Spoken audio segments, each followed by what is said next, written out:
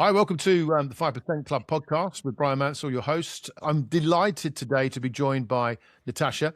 Natasha is the owner of Property Progressors, very, very great business inside estate agency, works with hundreds and hundreds of estate agents doing the dirty work, Natasha, right? As we say with sales progression, which Yeah, all absolutely. the agents say, yeah, we'll look after you, Mr. Client, and none of them like to do it. And there's a big question about whether they actually progress or just chase. So thanks so much for coming on today. Are you good? You well? Yeah, really good. It's been a busy start to the year, but Okay. I'm really excited to be here because I think the industry needs more conversations around property transactions specifically. So yeah, Well, it's excited. kind of hot topic right now, isn't it? Because obviously the Yeah, government have done their consultation and closed it over Christmas and the New Year. There's lots and lots of talk again about things changing and being sped up and a digital process and so on. But personally, I think we're a long way from that. I hope yeah, it comes for everybody's sake, but I think we've got yeah, to be realistic about the chances of it anytime soon. So, and of course, one of the reasons I was really pleased that you accepted my invite was that what I hear on a daily basis from agents is it's taking longer, it's taking longer. We see that at Gazelle with the agreement terms being extended because people just can't seem to get themselves ready through no fault of their own. So I was really keen for you to shed some insight to estate agents and maybe even people watching this that aren't about the life of a property sale of the progression element and what key things people can do to help that process and what are the sort of the pitfalls that can be avoided. So do you want to just take us away and tell us about your business and the challenges that you have and how it all works, that sort of stuff? yeah, absolutely. I think first of all, as you say that, I think it's really interesting because when I was an agent, I was caught in the trap of not knowing whether the problems were individual to the company that I was working in or the branch that I was working in, or when I was self-employed, whether it was individual to me. But actually now, as a sales progressor working on behalf of hundreds of agents, I see actually it's industry wide. Yeah. And when I first set up the company was to help estate agents, but actually having seen that it's an industry wide issue because of the volume that I see it at now, I've now got a real passion to improve property transactions. So yes, transactions, I mean, compared to when I was an agent, transactions have hugely slowed down. Yeah. Um, there seems to be a huge slow since COVID. And Right. me and the Yeah. team talk Yeah. about this all the time, and we can't really put our finger on why transactions have slowed down so much since COVID.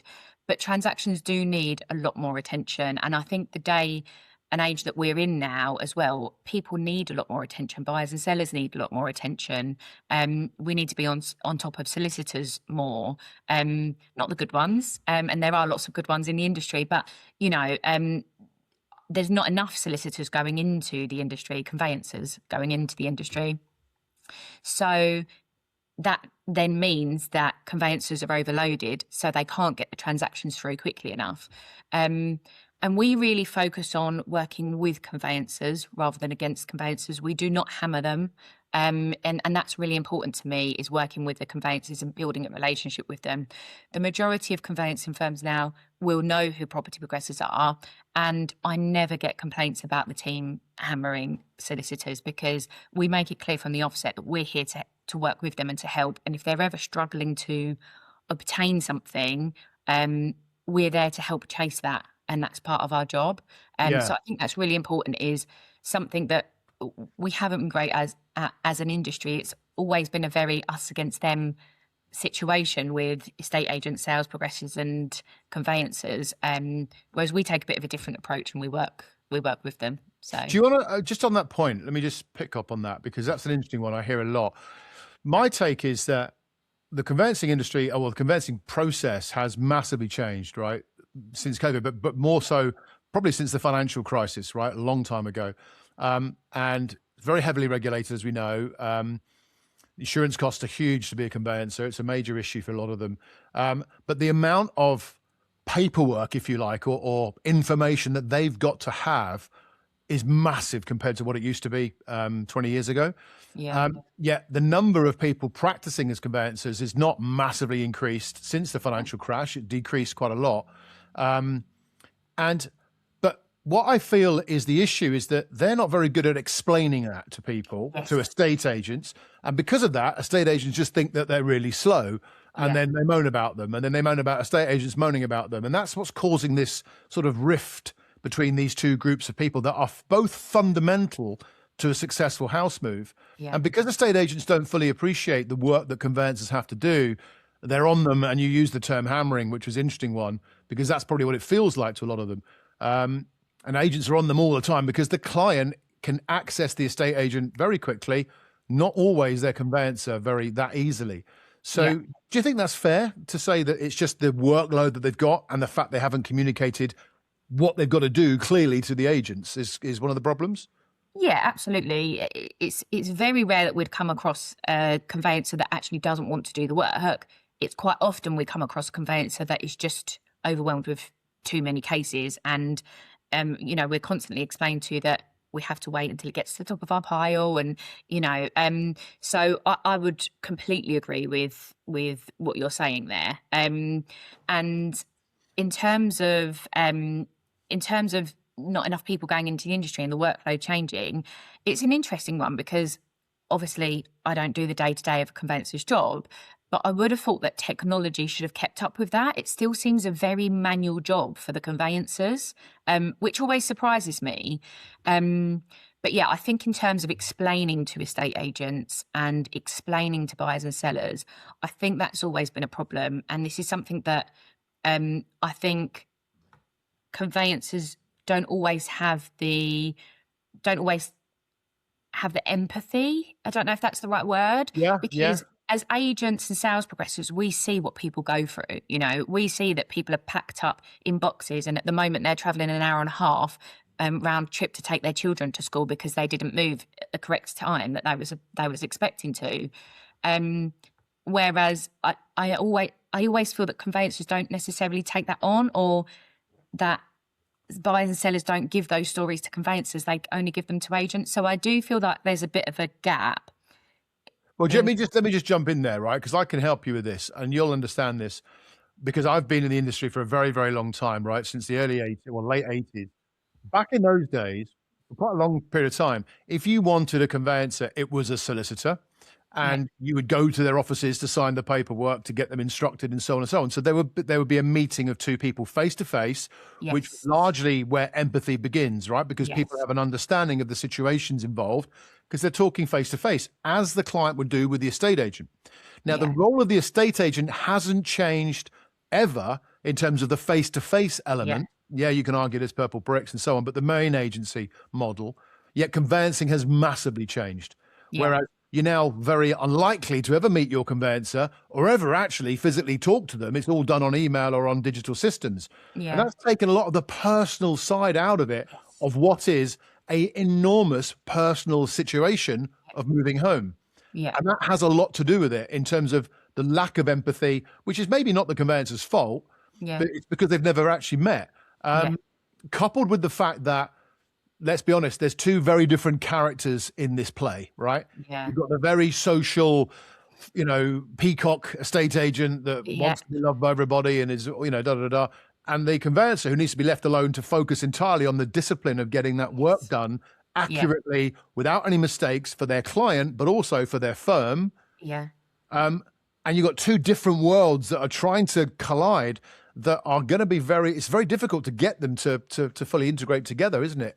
And I think especially when you're talking about targets and things on profit and loss and all of that kind of stuff on one side, and legislation and back covering and stuff like that on the other side. I completely agree, trying to get those worlds to collide, and we get it quite often.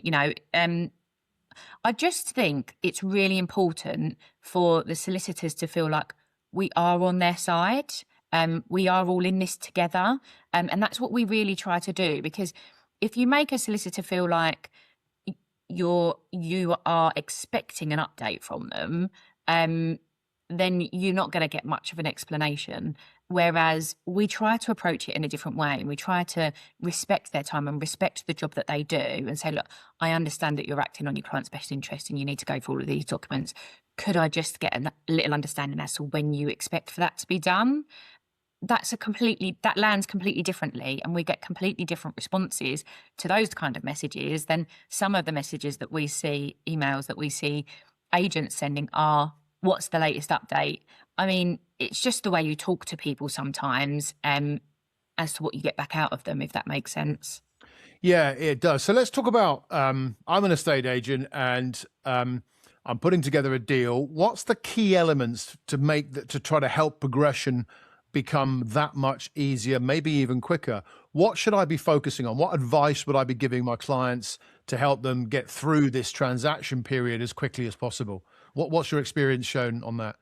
So there's a couple of things. I'm huge on preparing people for the transaction. So educating them, Yep. letting them know what to expect, letting them know that time kills a deal, letting them Yep. know that 1 in 3 transactions falls through, and that the quicker that they complete their paperwork and the quicker they respond to their solicitors and get things booked in, mortgage valuations, mortgage applications, surveys, things like that, the quicker that's done, the more they're securing the transaction from whichever side it is.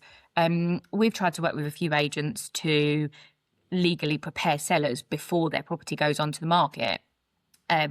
So, I think for years we've been trying to get sellers to instruct their solicitors and complete their protocol forms before they go onto the market.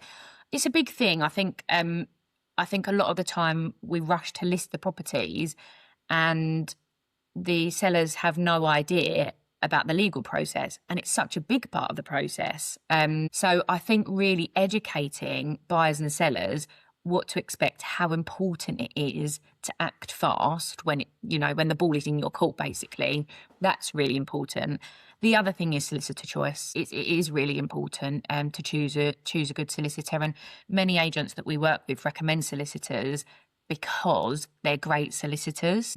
And I think sometimes buyers and sellers are a bit wary about using the solicitor that the agent recommends buyers specifically.